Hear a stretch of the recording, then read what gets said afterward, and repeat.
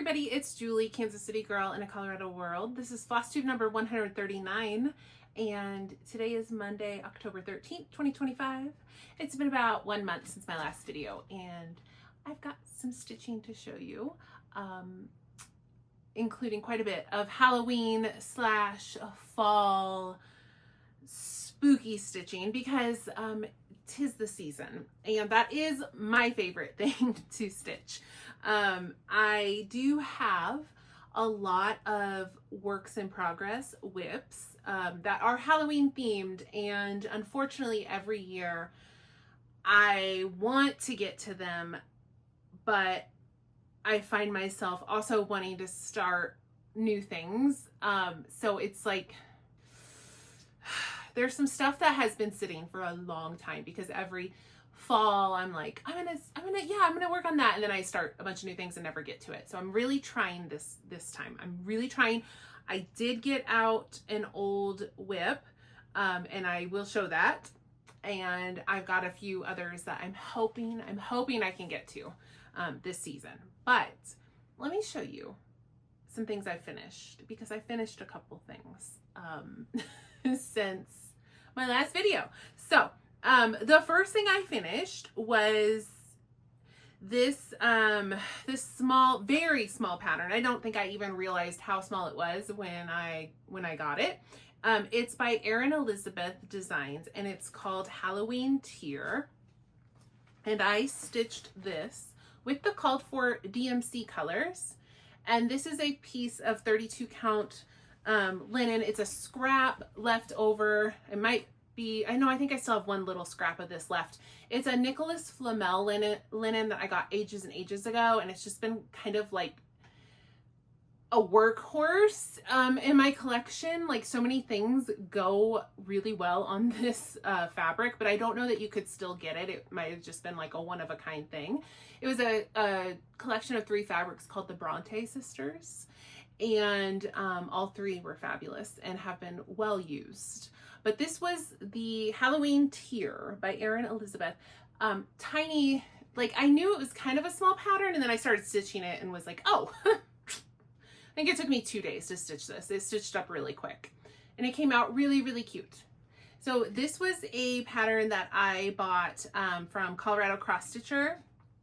Sherry's shop is near my home, and I met up with my friend Alexis. I don't think we took any pictures. Did we take any pictures? I don't think we did. We met up we met for lunch, and then we went to the shop a couple of weeks ago now. And whenever we visit Sherry's shop together, we like to find a pattern and kit it up and start it that same day. And so that was the pattern that we both picked, which was the Halloween Tier by Erin Elizabeth, and ended up being a super quick finish. We did buy some other stuff while we were there. That was the one we decided to start that day. I also finished another really small pattern that was a really quick stitch. So this is called Halloween Magic. This is by Yanina Designs. Yanina is Brandy at Bestitch Me. It's her daughter, and she works at the Bestitch Me shop, and she does some designs. So she put this out about a week ago as a freebie. She just put it on her Instagram and said, you know, here's this free pattern. And I loved it, and I think I started it like the next day, and it stitched up super quick. I used a lot of the called for Bestitch Me silks for this, but there were a couple I didn't have, so I grabbed something that looked similar, but they're all Bestitch Me silks. And the fabric is it's Mystic Fabrics, and the color is, I can't remember. It might be Jennifer.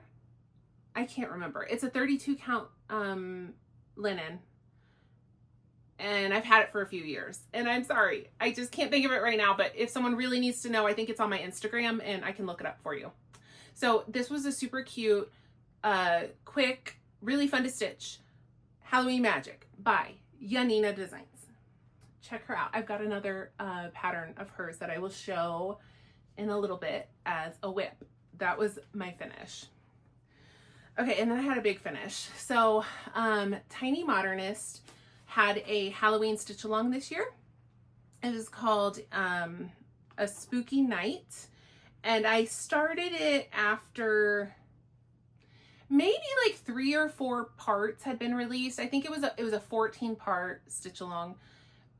Several parts were out when I finally caved and was like, fine, I want to do it. So I got caught up. I fell behind again. I got caught up. I fell behind again. But I ended up, catching up and then finishing A Spooky Night by Tiny Modernist. The last part just came out a week or 2 ago. This is stitched on 32 count fabric from XG Designs. The color is Witch's Brew. Fabulous, fabulous fabric for this. And I did not use the called for colors. I went in my stash and picked, I wouldn't even say colors that were similar, but I kind of like, if it was 2 greens, I picked 2 greens, but I kind of punched them up and played with them. And then I saw Cara Lee, Stitching is Elementary. She added hot pink to hers. And I was like, I love that. So I totally copied her. And I added like my own fuchsia hot pink details. So I did change the color a bit from what was called for. But like where there was an orange, I maybe just picked a brighter, like punchier orange.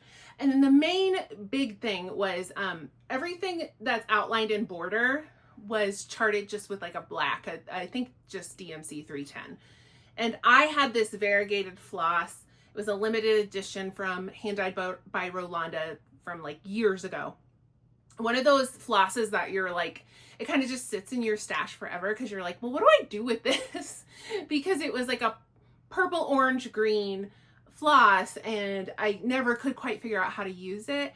And I finally realized those are fun to use in borders like this. So I did use up that floss finally. And I just love how this came out. So hopefully I will get this framed soon and we'll actually display this for this season. But we will see, because I don't know if I have a frame. I don't know if I have a frame that will work. And then my last finish, it's just a little thing. While I was at Sherry's shop, I also grabbed this Tiny Modernist Halloween Pretties. This is a new release this year. It just came out for Needlework Marketplace, and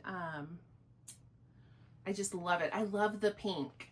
And this one I am just using the called for. This just calls for DMC, and I think the colors are just perfection. All of these are nice, like cute, small little patterns. The biggest one is this one in the middle here, but it's still not like anything crazy. I think it's 62 by 64. That's not very big. So these were really cute. Should be really fun fast stitches. I've only done one so far, but I do have one finished, and it is this one right here. Again, I used the called for DMC floss, and this was a piece of scrap fabric. It's a 14 count Aida, and I don't know what it is. It's just a scrap that was in my stash. So that was my last finish. So that was, I guess those were those all Halloween? Yeah, those were all Halloween finishes. Every last one. So now I'm going to get into my works in progress. My first one is not Halloween or fall themed, because I did grab this before, it was still September when I got this one back out.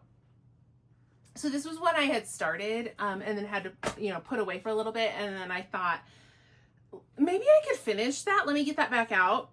I quickly realized I don't think I can finish this that quickly. I can finish this, absolutely. But like, I thought, oh, it might just be a couple days to finish that. And then I realized like, oh no, it needs more time than that. So anyway, but I got it out and I worked on it. And at least I realized it wasn't as finishable as I thought.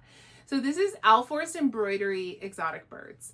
And so I did get this out and put some work into it. And then next time I get this out, I should be able to stitch on it until it's finished.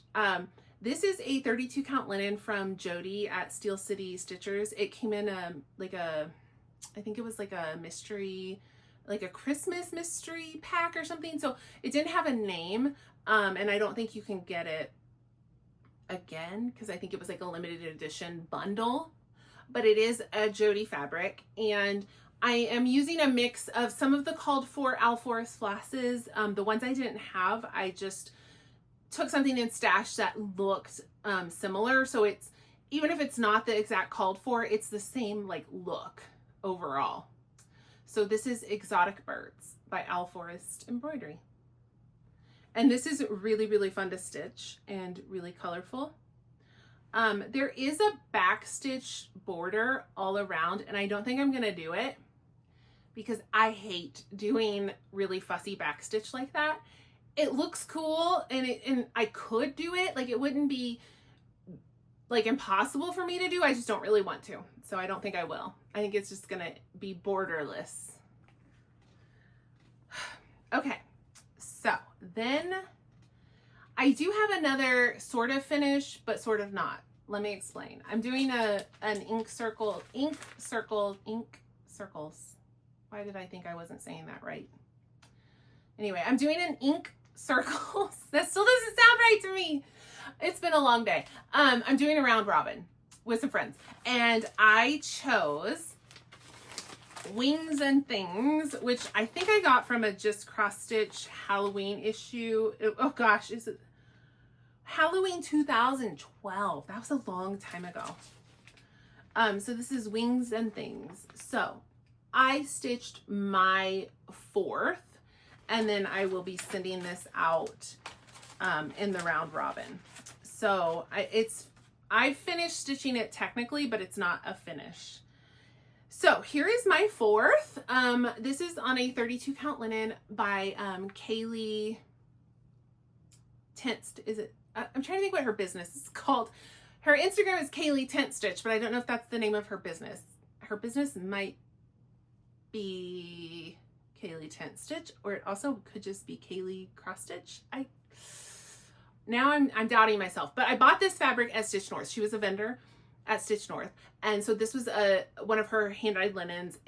I believe the color is called Gaia, and it's 32 count. Is lovely.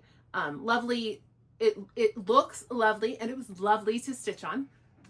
And this is glow in the dark DMC floss here in the center. I did go ahead and stitch more than my 4th. I stitched the whole thing because the glow in the dark floss is a little bit of a pain to work with, and I just did not want to subject my swap partners to that because they did not sign up for that. So I was like, you know what, I'll just go ahead and stitch that whole bit. But I left the 4th of the regular stitching for them. So this is Wings and Things by Ink Circles, and the floss I'm using is, let me grab it. It's a Stitchy Box silk, and it's called Pumpkin Pixie. And I got this in a Halloween countdown box a couple years ago. So I have that floss, and here's how it looks when it's actually like stitched up. So I love this. I do love the purple on the original, but I also saw this as an opportunity to use a variegated floss that I would otherwise probably struggle to figure out how to use. Like, I love flosses like that. I think they're beautiful. When I see them, I'm like, oh, look at this gorgeous, like, multicolored floss. This is amazing. And then I never know how to actually stitch with them, or I struggle to like find a project that I can stitch with them. So when something comes up like this, I'm always going to want to take advantage of a chance to use one of those flosses. So that is a finish for now. It will go out to my round robin partners, and it will come back to me fully finished. I won't have to stitch on it anymore, but it's obviously not finished completely yet. So another thing I worked on was this pattern I showed in my last video. It was a new start. This is Surreal Tea Company by Wild Dragon Crafts. Jen Wolf Down the Rabbit Hole. She does Flosstube and she's on Instagram, and she designs as well. So her design company is Wild Dragon Crafts. This was her pattern. I dyed this fabric myself. I absolutely love how it came out. I wish I could recreate it. I would love to have more of this, but I just have this one piece. It came out so fabulous. And I'm using, I think this is all the called for DMC. And then I had some hand-dyed variegated floss in my stash that I'm using for this, the border and the words. I think I dyed them myself like a long time ago. So it was like a DMC base and then I dyed them. So this is not done. Oh, I thought I was done. I still have to fill in a little bit here on this mug and saucer, but it's almost done. And then it's just the border and finishing the words. So there's not a lot left on this. I just haven't gotten back to it, but I absolutely love how this is coming out. I love this. So another one, you may have seen this on my Instagram if you follow me over there. I have been doing the Sprouting Lupin Nature's Journey, which is a 4-part stitch along in Just Cross Stitch magazine for like the 2025 year. So it started with the spring issue, summer, fall, and now the winter issue is not out yet, but the last part of this stitch along will be in the winter issue. So I have all 3 parts that have been released. I have done. It is a seasonal stitch along, so you can kind of get the idea of the overall design. So we started here with the spring section. Here's the summer, here's the fall, winter will go down here. So we're kind of just moving through the seasons. You can see the colors kind of change from these beautiful pastel spring colors into like, summer and then into fall. So it's been really great. Really fun to stitch. It is a lot of stitching. This is a big pattern and each section is a lot of stitches, but it's totally doable when it's only coming out every 3 months. Like, there's plenty of time to do it, but it is a lot of stitching. I'm using all the called for DMC floss, which it calls for a ton. There's a lot. Another reason this takes a while is you're changing colors like really frequently. But I mean, it's worth it, but you are kind of sometimes doing a couple stitches of one color and then you got to go to a different color.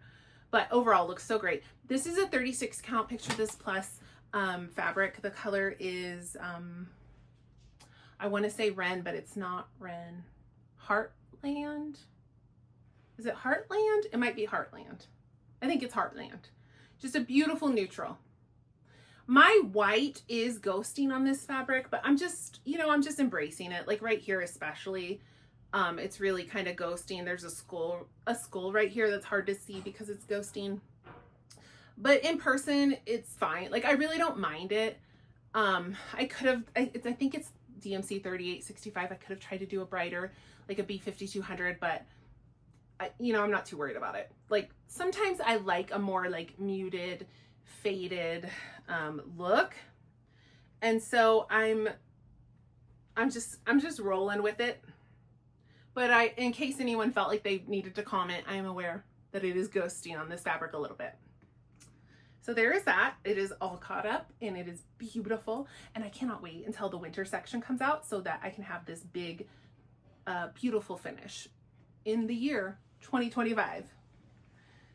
That will be 2 stitch alongs that I've kept up with because I finished that Tiny Modernist Halloween one. And then hopefully like Nature's Journey will be finished and go me. That'll be 2. It's better than my usual track record for stitch alongs. Okay, so one of the really old Halloween whips that I got out was Lakeside Needlecraft Spooky Halloween. I started this in 2019. Yes, 2019. And I don't think I had worked on it since then. If I had worked on it, it was one time like still years and years ago. So I got this out, had a blast working on this, and I got this to the 50% mark. When I pulled it out, I probably had 25% done. So I am now 50% done with this. I am using the called for, which is like DMC 310, and then 2 DMC like neons, and then this is glow in the dark DMC. And I have the whole left half done. Well, mostly. I mean, there's like a little bit right here, but mostly done. So when I pulled this out, what I had done was just right here. So I pulled it out and like finished up this page and then did this whole section over here.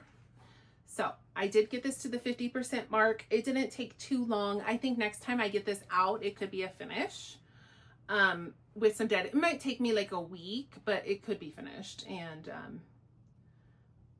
I love it. I love it. This is a 28 count Monaco that I dyed myself. And it's great. It's fabulous.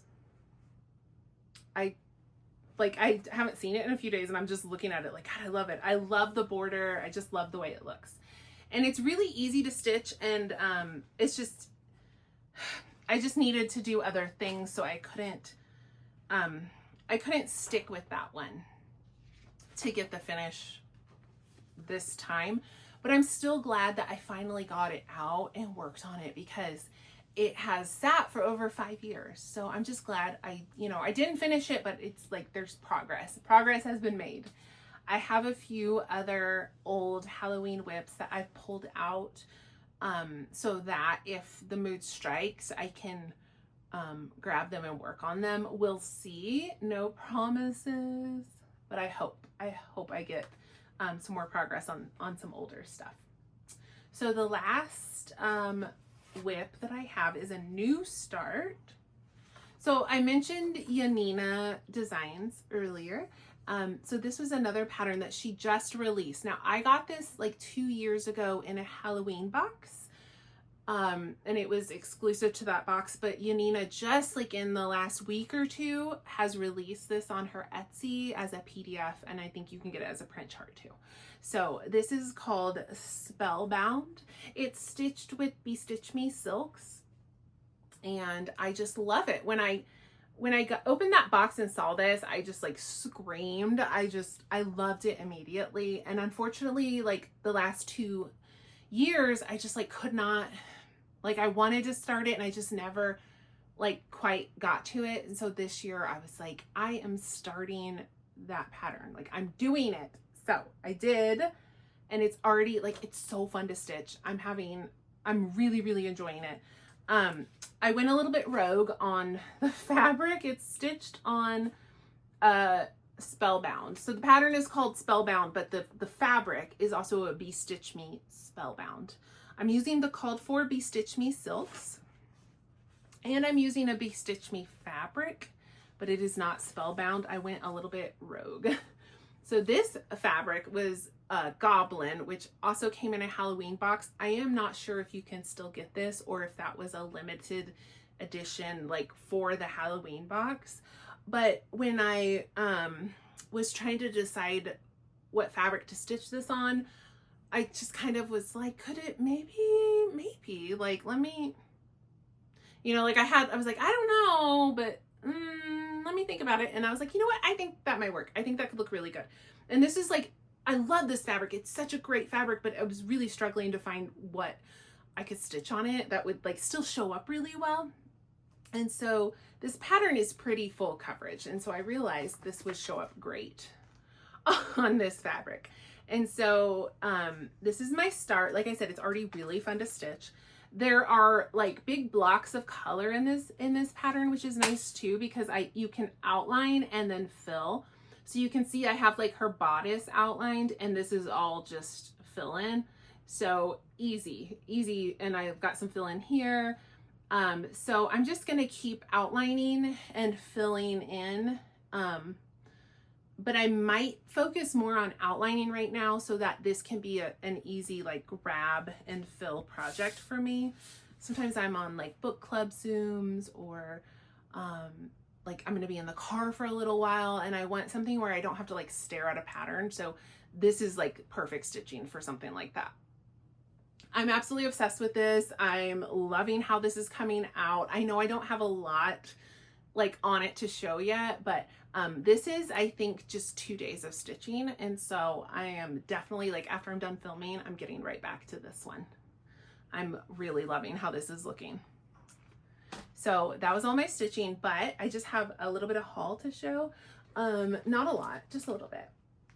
So when I went to Sherry's shop, Colorado Cross Stitcher, I told you, you know, I got that pattern with Alexis to start. I grabbed a few more things. The reason I went was to get this pattern from Birds of a Feather. I'm going to take it out of the bag because it's probably got a glare on it. This pattern is Remember Me by Birds of a Feather. If you were not aware, Birds of a Feather is an out of print, like this pattern is from 2002. So this was a company that was designing like years and years ago, had I don't know if they had like officially retired or just kind of stopped, but for whatever reason, like weren't designing anymore. Their patterns weren't in print. They became very hard to find. They became sought after. They became expensive. And Sherry at Colorado Cross Stitcher has the rights to reproduce these patterns. And she is the only one who has the rights to reproduce these patterns right now. And so she has been just kind of like, I don't even know how often. I'd say maybe a couple a month. But she's been kind of like trickle releasing these various patterns. And she started with some of like the really popular ones like Sally Spencer. And now she's like also just kind of doing like some seasonal ones. Like she has some Halloween ones that have come out and some Christmas ones. But anyway, I asked her, it was several months ago, I said, hey, like, do you have any plans to do this one? And she's like, you know, it's not on my list for like this fall, but let me check because she's like, I don't have time to stitch it myself, but if they still have the model, the original, then I could do it because then I can just photograph the original. And I was like, great, just let me know. And so she messaged me and she said, I got it. They had it. I got it. I'm going to do it. So I had to go, long story, not short. I needed to go to Sherry's shop to pick up this pattern because I did like ask her to do it. So then I'm like, well, I definitely like got to get this going. So I haven't started it yet, but I did get it and I have all the flosses and I'm ready to go.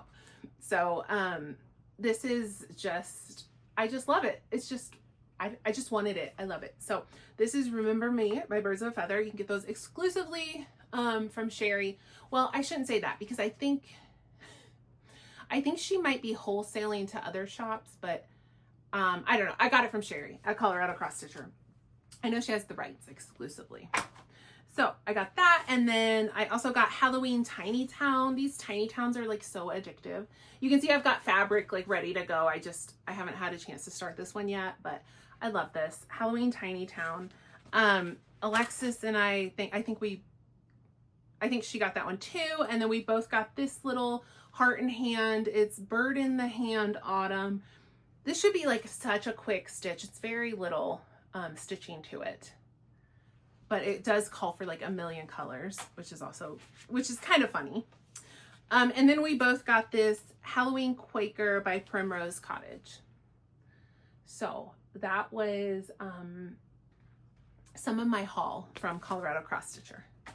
I don't usually have haul, like, because sometimes if I bought anything, it's usually like a PDF pattern. I don't often order a lot, but I bought all the Halloween stuff while I was at Sherry's shop. So that is all of the stitching stuff. I'm gonna switch over and talk about books. So if you don't want to stay and hear me yap about books, that's cool. You can go now and you're not going to miss anything. But I do want to talk about some books. So it's been a month. I read really fast. I read a lot. Reading is escape for me. And there is a lot in this world that I need to escape from. daily. So I have a lot of books to talk about, and some of them I might honestly be like, I don't remember a whole lot about what happened in this book, if we're being honest, but we'll see. I'm going to start from most recent and work my way back because that's how they're piled up in front of me, and it's a big pile, so that's just how we're going to do it this time. So my book I finished yesterday was a really bad book, but let's talk about it. So this is Fall I Want by Lyra Parrish. It's a contemporary romance, and I bought it because it's cute. Look at, she's cute. She's cute. So it was an impulse purchase. I try not to do that. I really do. I try to only buy books that like I have heard about, have heard are good, like personally recommended by friends or people I watch on like BookTube for reviews. So I really try not to buy just like a random book I've never heard of. But I did fall for the pretty sprayed edges. So I bought this book. And then of course I went and looked it up, and the reviews were pretty mid. And I was like, you know, whatever. I bought it. I'm going to read it. Okay. So the first 50% of this book, I actually loved. This was like, feeling like a 5-star read. It was feeling great. And then about 50%, this book, it's almost like a different author came in and wrote it. It's bizarre. It is bizarre. So, I can't recommend it because it ends up being really not good. And the reviews are so funny because they're like, didn't finish, or people are like, I love the first 50% and then I hated it, you know, like, and the reviews are really pretty bad for this book. You know, I was a sucker for the cute cover, but I gotta say, like, the first 50% of this book was actually really, really, really good. And then the last 50%, I'm going to spoil it just a little bit. And then I won't talk about all the books as much as I'm going to talk about this one. I promise I'll be quick. I'll try to be brief, but, the couple in the book, like, they get together around the 50% mark. They instantly like are in love. They get married. Literally, they get married within like a week of knowing each other. And you still have 200 pages left. And you're like, what's going to be the conflict in this book? There isn't. It's just 200 pages of like, I love you. No, I love you. No, I love you. No, I love you. It's very bizarre. It's very corny. And why? For why? Why did we need 200 pages of that? So like the first 50% was good because they were like building up and there was the tension. And then 50%, it's like, well, that could have just been the end of the book. Like, why are we still going? So I could highly recommend the first 50%, could not recommend the rest of the book.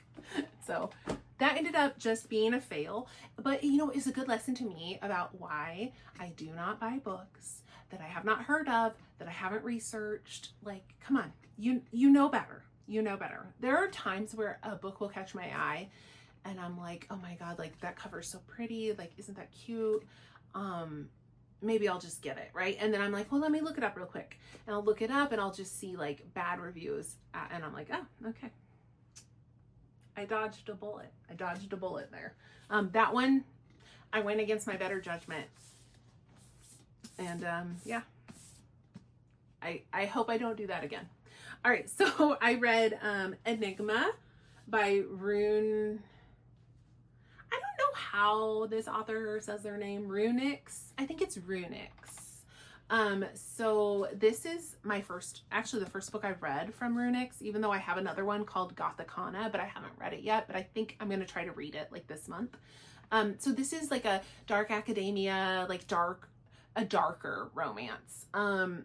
It's not too dark. It's not like super weird and taboo. It's just like a steamy romance with like a little bit of a darker gothic element. So I would say this is like dark light. It's really not like anything too messed up, and I've read some real messed up stuff. Anyway, I really enjoyed this. So it didn't like blow me out of the water as like the best thing I ever read, but it was like just solidly really good. Like great writing, great pacing. interesting characters, intriguing little mystery subplot, really spicy, like fun scenes. So like overall just like had a really good time with this. This is an author that I do see like some mixed reviews for. So I kind of went in like a little bit skeptical. Like I wanted to like it, but I wasn't sure. But I ended up like very much enjoying this, and just yeah, like a solid, like I gave it 5 stars. It's not like God tier ultimate, like, you know, amazing book for me, but like I really, really, really liked it. I have no complaints. Like I have no criticisms. So this was a really good one. And now I'm excited to read Gothicana. So I then read, I'm trying to get some books off of my shelf that have just been lingering forever and ever and ever. So this was one of them. One True Loves by Taylor Jenkins Reid was just this book that I've just had around forever and just never was like that compelled to read it. But like, not because I didn't think it would be good. It just, you know, it just wasn't calling to me. So I finally was like, okay, like just read this stupid book. So Taylor Jenkins Reid is a very, very popular author. She got her start in books more like this, like a more of just a classic like romance. And now she's kind of shifted away, and she really mostly just writes literary fiction with a little bit of a romance bent to it. But this one is actually like a romance, like for sure. But it was really good.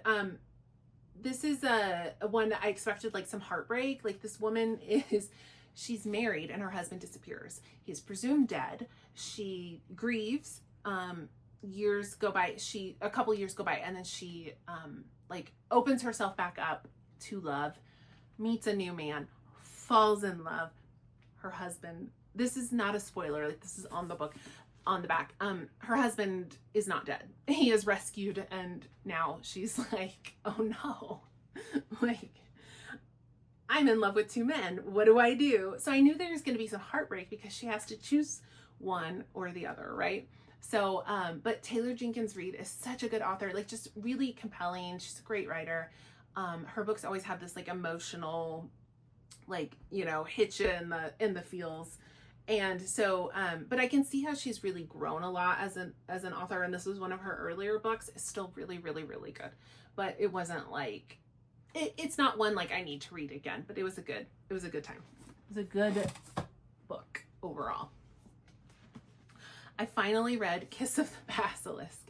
Now, when we're talking about dark romance, like this is your dark romance. This book you've probably heard about. You may have. It's beautiful, by the way. Look at this book. So this book, actually, I have to say, my only disappointment in this book is that I wanted it to be more unhinged. I felt like this book's really been built up, and I've been led to believe that this is going to be one of like the craziest books, you know, you've ever read. And maybe I just am reading some really weird shit on Kindle Unlimited, but it was a little weird, but I thought it could have been weirder. And so my only disappointment was that I was like, oh, that's it? Okay. But where I was actually really surprised was I went into this expecting this to be like a bad book that's like fun, like, oh, so bad that it's good. And I was actually shocked and pleasantly surprised that this is actually just like a really well-written book.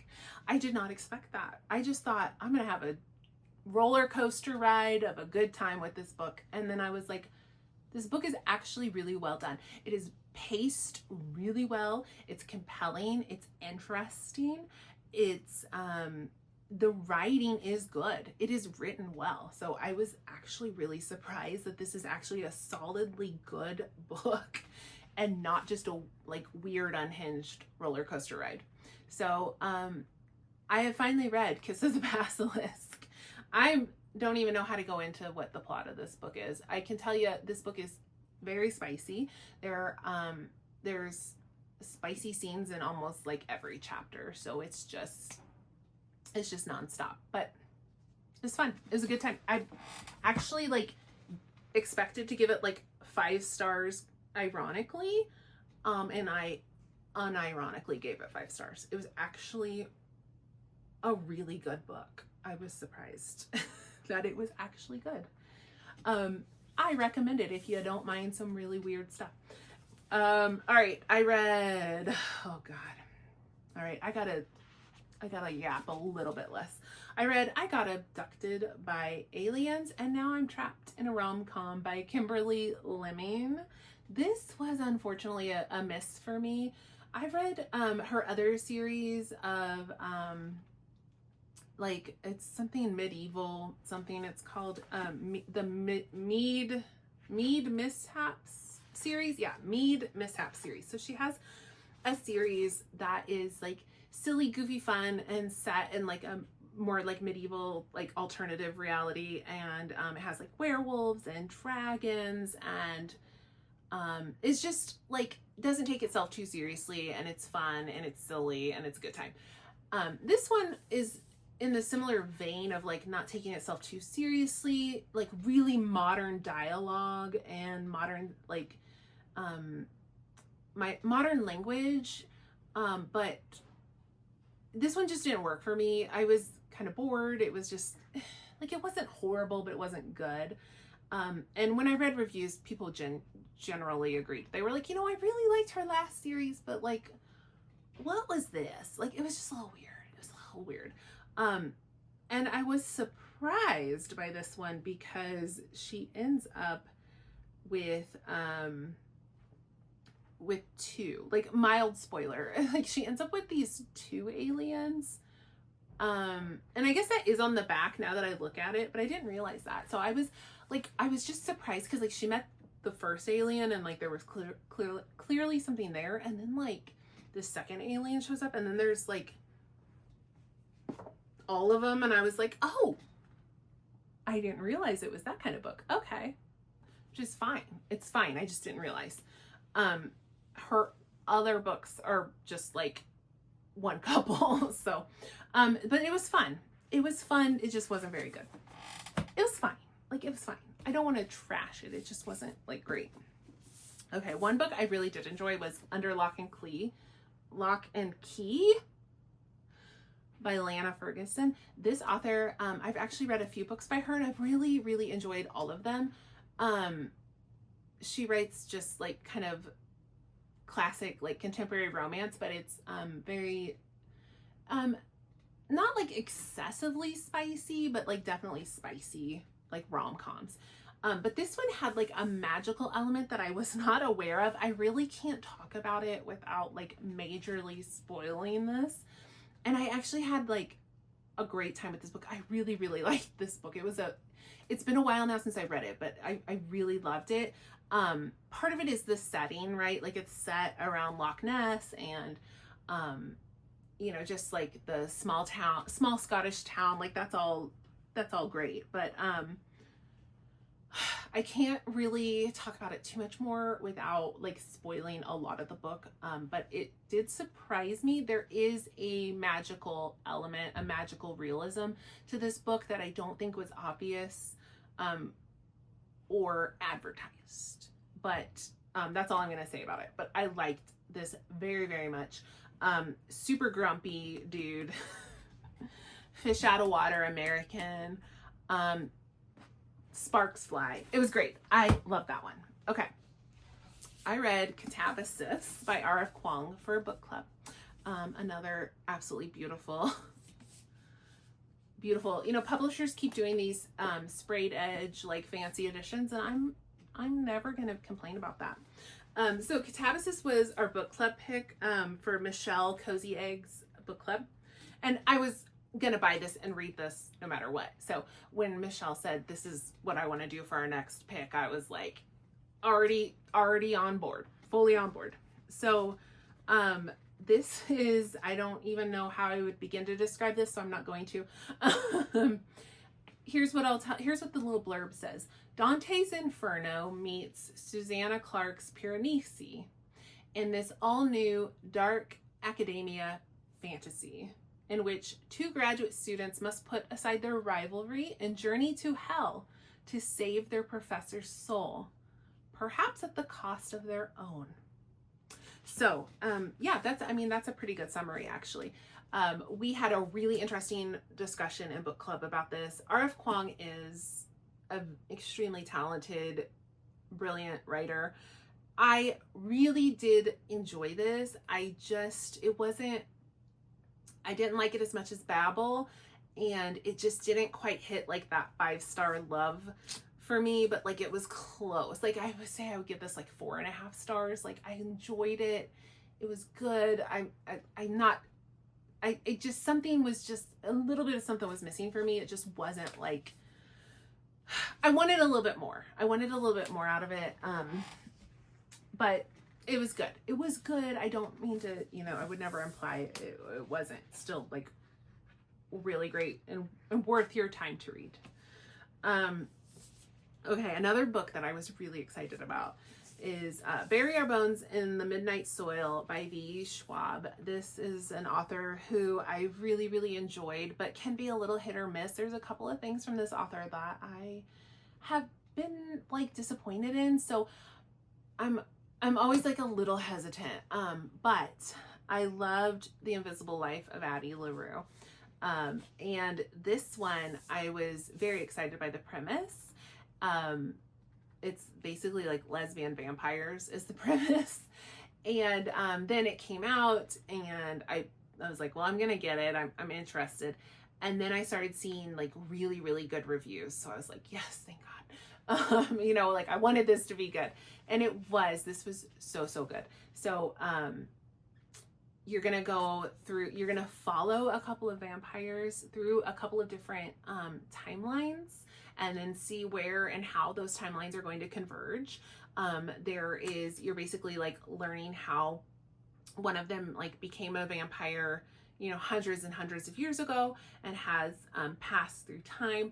And then one is in current time, one woman is made a vampire, and you kind of, the stories like weave and intersect, and you kind of figure out how it all comes together like by the end.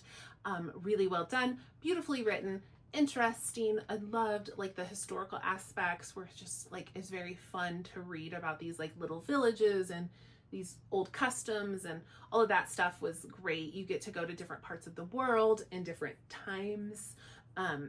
It did feel very reminiscent of like a Anne Rice Interview with the Vampire, like kind of, or even like Carmilla or Dracula. Like she didn't like reinvent the wheel on vampire lore, but I didn't mind because it was still like, you could see the inspiration. You could see like she took so much inspiration from like Anne Rice, but it was still its own thing, and it was still like executed and done so well that it felt more like an homage to like Interview with the Vampire than like a ripoff of Interview with the Vampire. So I loved this book. Definitely lived up to the hype, and I really am glad that is the case. I had a great time with that one. Okay, a couple more. Oh my God, I feel like I've been talking forever. So I read A False Start by Elsie Silver. I've been working my way through these Elsie Silver books. This was her first series. There were 4, the Gold Rush Ranch series.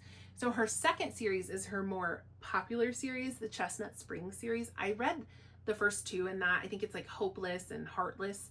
I read those 2. Or Powerless, something, I don't know. They're all like Powerless, Reckless, Hopeless, Heartless. I can't ever remember what order they go in. I read the first 2. I loved them, and I was like, I need to stop and like go back. So this was the 4th book in her first series. So I have finished, and now I can go on to the Chestnut Springs series. But I have loved every book by Elsie Silver I have read, which is now 6. I've read 6 books by her. They have all been fabulous.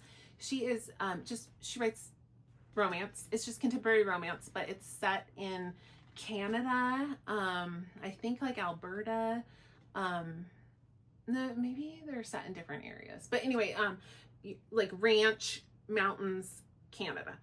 And the first series centers around like racehorsing, and the second series I think is just centered around like a farm, or a ranch. But regardless, they're so well written. I don't know. I find her writing so easy to read. I blow through these books. I'm entertained. She hits all the tropes. Like, she always has some fun tropes in her books, and I've really enjoyed them all. So this one was like I said, the final one in this first series, and I loved it. I loved it. I gotta like stop yapping so much though. I gotta be faster. Okay, we're almost done. We got 3 more. So this book is, okay, Lisa Rain, Never Cross a Highlander. This was a book that I bought at a local bookstore when I was home in Kansas City. There's a romance only bookstore called Under the Cover, which I was dying to visit, and I did. And then while I was there, I wanted to support like the local romance community, and so I tried to buy books from local authors. And so this one, I didn't know anything about this author or this book, but the cover caught my eye because, as you can see, it's a Highlander, but he is Black. And so I was like, well, that is intriguing. Like, what's going on there? So this is actually, like, I was kind of surprised to find like there were some Black Highlanders. And when this is set is around the time of Queen Elizabeth, before she's Queen Elizabeth. So it's like Elizabeth as a child. So it's set in that era. And this was really nice. I didn't have high expectations just because it's not like an author I know. You know, it's kind of like a crapshoot. Like, this could be terrible. I don't know. I'm just gonna get it, you know? And it ended up being really well written, really entertaining.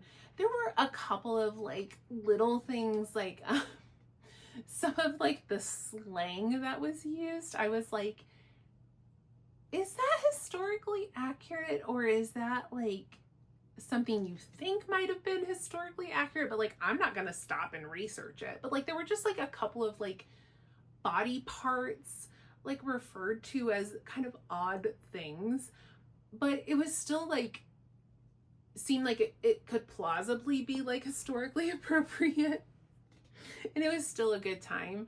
And so anyway, I was surprised by how much I enjoyed this. And I would definitely like pick up more books from this author if I get a chance to visit again. I mean, I'm going to Kansas City again. I just don't know if I'm going to be able to go to this bookstore again, but definitely was worth a read. And I love a good historical romance, and it had been a while since I'd read one, so that was a good time. So speaking of another Kansas City author who is a little more well-known, Miss Sierra Simone. She is a Kansas City author, but she is nationally famous. So I finished her first series, Priest, Sinner, and Saint. Well, it's not her first series. I think she has another series besides this, but I finished my first series that I read from her. I loved all 3 of these. So Priest, Sinner, and Saint. These are like dark, taboo romance. They're super spicy. The taboo element is they're all centered around like the church or the monastery or the nunnery. Like, the author has a note in the first one that she was raised like devoutly Catholic, and had like, how do I put this? Like, just when she got older, she kind of like had some conflicting things going on with like the church, and just trying to figure out like what her faith was. And so like part of her working through some of her like experience with religion was writing these books. So they are super, super taboo. Like the first one, Priest, I mean, like things are happening inside the church. Like if you know, that I could see how that would be extremely offensive to many people, not to me, but to many people. So like, I would warn people about that. But it is a great like series, super easy to read, super steamy, compelling. Like, I loved all 3 of these, and I am very excited to read more from Sierra Simone for sure. And my last book to talk about is another local Kansas City author. I did not even realize I did that. I read three, I was reading all these Kansas City authors. So Megan Bannon wrote these are like fantasy romance, but like leaning more on the romance than like the fantasy. This is the third book that she's written in this like world. The first one was The Undertaking of Heart and Mercy, which was like totally took me by surprise. Absolutely loved it. Second one was Undermining of Twyla and Frank, and the third one is The Undercutting of Rosie and Adam. I have loved all three. This was probably like my least favorite, but that's not to say it wasn't still great. It just didn't like, I just wasn't like as attached to these characters as I was the other two books, but it was still like a solid, good time. So this series I highly recommend. These are, I don't know like they're almost like their own category, because like there is a fantastical element, but they're not like, they don't read like super serious like fantasy. They read like a light fluffy rom-com, but like there is this fantasy element. So they're kind of like a really unique, not that there aren't any books like this, but like it's not a common genre, I think. So they're a little bit special, but they're really well done. They're written really well. I love it. She features like different sizes of characters, like really tall, bigger. The second book features like older middle-aged characters falling in love. Like it's just really nice. Like it's really nice to see a little bit more like diversity in a romance novel. So I do highly recommend this series if it sounds interesting. Okay, that's it. That is more than enough. I am sick of hearing myself talk.